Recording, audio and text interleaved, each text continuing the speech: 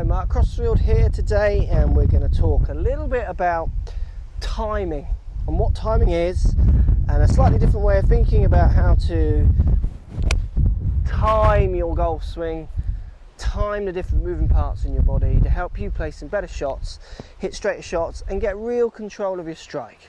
Let's get stuck in.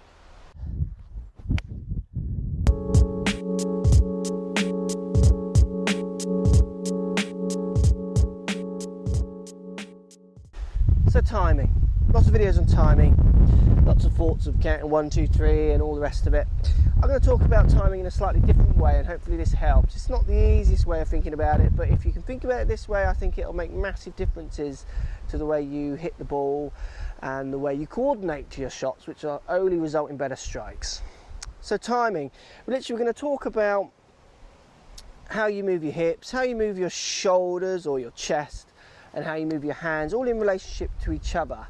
And I want you to start thinking about these three elements. So your hip or pelvis turn, your shoulder turn or chest turn, and then your hand turn. And I want you to start thinking about what times they move, or what speeds they move, when they go fast, when they go slow. So lots of us talk about, if we think about timing as the issues with timing that I see day in, day out, is I see people get to the top of the backswing, then fire their shoulders first, then their hands, then fire their hips first, which is the classic over the top slicers kind of swing. Then I see lots of people also getting to the top of the backswing, firing their hips laterally across, no shoulder movement, then hands with a flick, the old flicky forward, and then the shoulders chase second. Where good timing, what you're after is you're after your hips and your shoulders to move in a certain sequence. And for most of you, you're probably aware, top of your backswing, you're trying to fire your hips first, then your shoulders, then your hands. But I want you to think about doing that, which we're going to talk about in a second, but I also want you to think about when they should stop moving as well. So I've got a graph. I'm going to go over to a graph and have a look, which might help us, help me explain this to you a little bit clearer. So, the graph. What we're going to see, this is from K-Vest. Some of you have seen my videos before, I've used K-Vest. We've got three sensors, red sensor being the one on the hips, green sensor here being the one on the shoulders or the chest, and the blue sensor here being the one on your hands. Now this line here is address on the left, top of the backswing, the first big bolded black line, second bolded black line is impact. Let's have a look. What happens on the backswing? What happens is there is a burst of rotation and energy. So this is measuring how these sensors rotate. This is degrees per second it's measuring. So the minus is turning one way, 0 means it's not rotating, and then the plus means it's turning the opposite way. So backswing minus, everything starts closing, then it reaches peaks. You can see each one of them reach a peak, and then they start actually slowing down. So the hands get to up to the top of their rotation, then start slowing down before they get to the top of the backswing. Then what we see as well on the way through is we see some peaks, all in relationship to each other. So there's the hips peaking first, shoulders peaking their rotational speed second, hands third, club would be fourth if it was a sensor on the club. But what you see after the peaks is stabilizing, dropping off, slowing down as the energy is transferred from one up to the other. So we need to get this concept of when this energy and this rotation happens and when it begins to slow down, and then when it starts to try to peak again and when it slows down, because lots of people get these wrong, and when you get these wrongs your strike suffers, and then in turn your shots will suffer.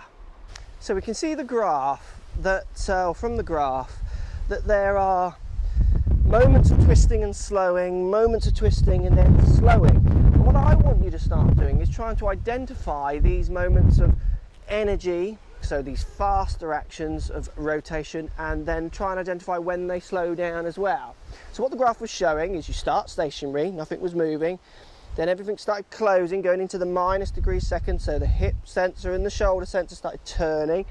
But what happens is they reached the peak speed, and then they started to slow down as you got closer to the top of your backswing. Then the hips started to fire, reached the peak, then stopped. Shoulders started to fire, reached the peak, then stopped. Hands fired just before ball, and then pretty much dropped way off near close back down to 0. So they didn't stop rotating, and they didn't stop moving because it's not measuring lateral, but they stopped twisting at any noticeable speed. There were peaks and then there was drops. So look, I want you to do a couple of practice swings, and I want you to try and find those peaks and drops in your mind. So you've got to have 3 thoughts. This isn't easy, this is a complicated one, but I want you to play with it. Think about your hips, think about your shoulders, think about your hands. As you start your backswing, think about the energy. Put energy in, slowing down. So again, putting energy in to get it up, slowing down up to stop. Put energy in to start bringing it down, slowing down. So think about those times. So go fast, slow, fast, slow. What you'll find is that the club does whip through. It whips through quite fast because releasing of the energy with your hips, shoulders and hands. So as you start to feel like they're slowing down or you're letting go of them, not increasing the speed, that energy is thrown out to the head and that is still increasing its speed. So again, you can hit shots like this. It's not easy, and don't worry about the quality of your strike. Think more about the timings.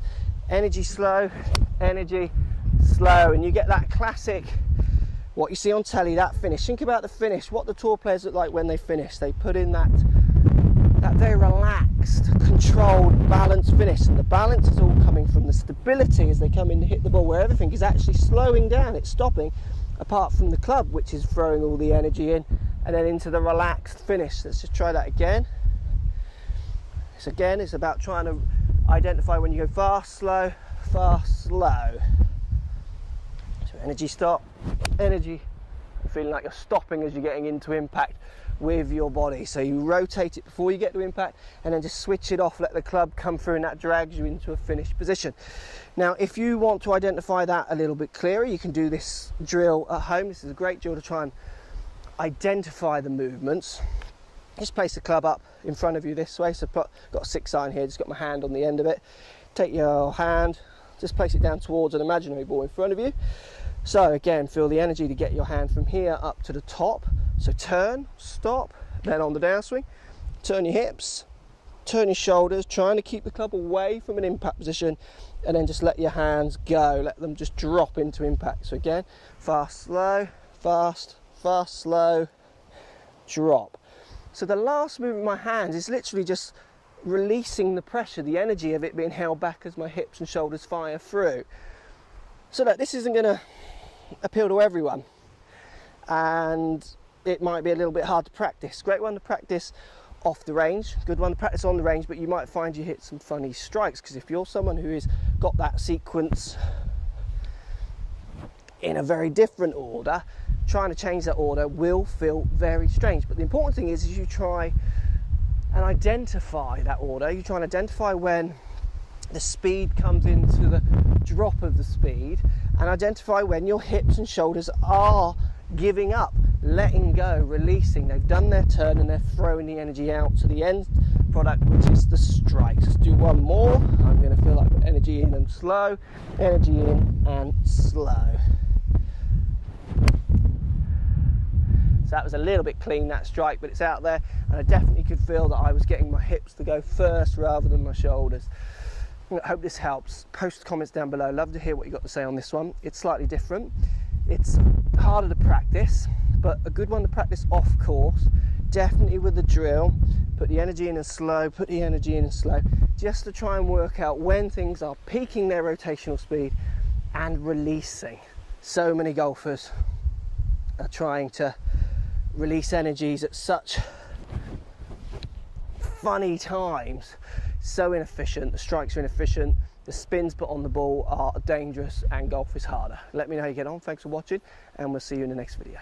So if you like what's going on here, don't be afraid to subscribe to the channel. Also thumbs up the video, post comments. Love to hear what you guys got to say. Let's keep it social. The more we talk, the more we share, the easier this game will get for everybody. So if you want to find me on Facebook here, you can find me on Facebook. If you want to tweet me, find me on Twitter here as well. Just follow the links, all in the description. Come and join the show, get active, get involved, get playing some better golf. Thanks for watching.